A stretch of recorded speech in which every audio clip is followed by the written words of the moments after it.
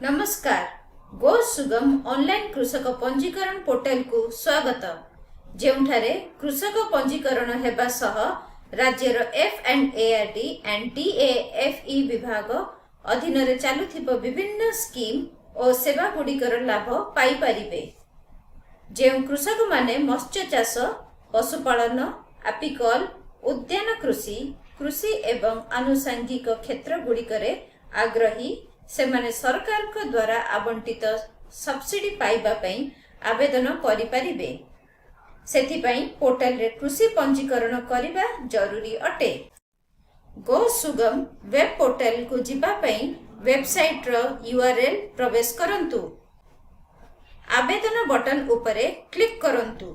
Click करिबा परे system आपनको हिताधिकारी login page को नहीं जिबो। एठारे आपण वर्तमान पंजीकरण करंतु बटन उपरे क्लिक करंतु।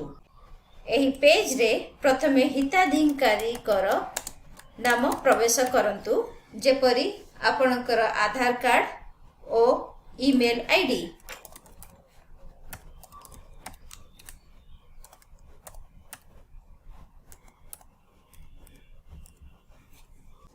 हिताधिकारी लॉगिन पृष्ठ रे मोबाइल नंबर,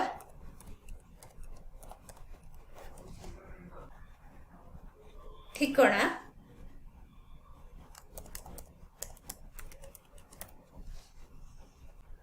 एवं भविष्यत लॉगिन पाई पासवर्ड प्रवेश करंतु। निश्चिंत करिबा को पासवर्ड को पुनः प्रवेश करंतु एवं रजिस्टर बटन उपरे क्लिक करंतु। क्लिक करिबा समय रे मोबाइल नंबर को वन टाइम पासवर्ड पठा जिवो। गोटिए थर पासवर्ड प्रवेश करंतु एवं जांच बटन क्लिक करंतु। जदि मोबाइल नंबर ओटीपी ग्रहण न करे तेबे आपण ओटीपी रीसेंड बटन क्लिक करी पुनर्बार ओटीपी ग्रहण करि परिबे। ओटीपी रो सफल वैधता उपरे मोबाइल नंबर जांच सफलतार सहित समाप्त हेबो। गो सुगम पोर्टल रे लॉगिन करिबा को जांच होइथिबा मोबाइल नंबर व्यवहार करंतु। गो लॉगिन बटन उपरे क्लिक कले ताहा आपनको हिताधिकारी लॉगिन पृष्ठ को नहीं जिवो, किंबा आपण आवेदन बटन उपरे क्लिक करंतु। वेबसाइट मूल पृष्ठ रे थिबा बटन आपनको हिताधिकारी लॉगिन पृष्ठ को नहीं जिवो। मोबाइल नंबर, पासवर्ड एवं कैप्चा कोड को प्रवेश करंतु। भूली जाइथिबा पासवर्ड टी को आपण फॉरगॉट पासवर्ड उपरे क्लिक कले पाई परिबे, जेउथिरे आपण मोबाइल नंबर प्रवेश करंतु एवं वैधता पाई वन टाइम पासवर्ड पाइबा को ओटीपी बटन उपरे क्लिक करंतु। पंजीकृत मोबाइल नंबर को SMS भाबरे प्रवेश करा जाइथिबा ओटीपी को वैध करंतु। जांच बटन क्लिक करिबा उपरे उपभोक्ता एप्लिकेशन को प्रवेश करि परिबे एवं पासवर्ड पृष्ठ को पुनः जाई परिबे। एठारे लॉगिन बटन क्लिक करंतु। सफल लॉगिन हेबा परे सिस्टम आपनको डैशबोर्ड को नहीं जिवो। इंग्राजी किंबा ओडिया भाषा परिवर्तन करिबार विकल्प, एथि सह पेज रंग, page zoom in zoom out करिबा पई हेल्पलाइन नंबर विकल्प रहिछि। डाहाण पार्श्व रे कृषकक नाम एवं फोटो रहिछि। पासवर्ड परिवर्तन एवं साइन आउट विकल्प देखिबा पई क्लिक एवं एक्सपैंड टू व्यू विकल्प रे क्लिक करंतु।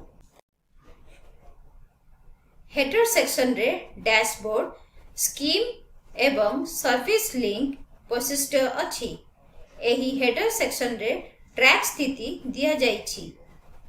उपभोक्तांक विवरणी यथा नाम, जन्म तारीख, लिंग, आधार नंबर, फोन नंबर एवं ईमेल आईडी एठारे प्रदर्शित हुए।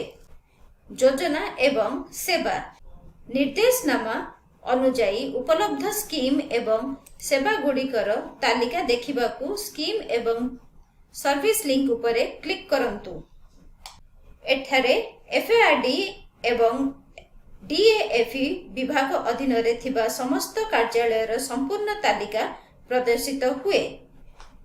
निर्देशनामा अनुजाई उपलब्ध स्कीम एवं सेवा गुड़िकर संपूर्ण तालिका देखिबाकू व्यू ऑल उपरे क्लिक करंतु। एठारे आपण सेक्टर प्रकार स्कीम किंबा सेवार नाम एवं सर्च करि परिबे।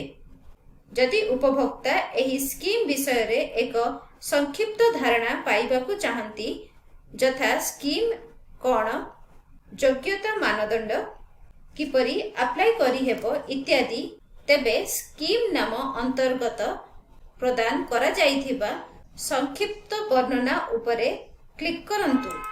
क्लिक करिबा समय रे डाउनलोड योग्य फॉर्मेट रे संलग्न वर्णना रे एक पीडीएफ फाइल फॉर्मेट खोलिबो। स्कीम पई आवेदन करिबा पूर्वरु संपृक्त स्कीम नाम पई प्रदत्त गाइडलाइन बटन क्लिक करी उल्लेख करा जाइथिबा निर्देशावली गुड़िकर एक टिप्पणी नियंतु।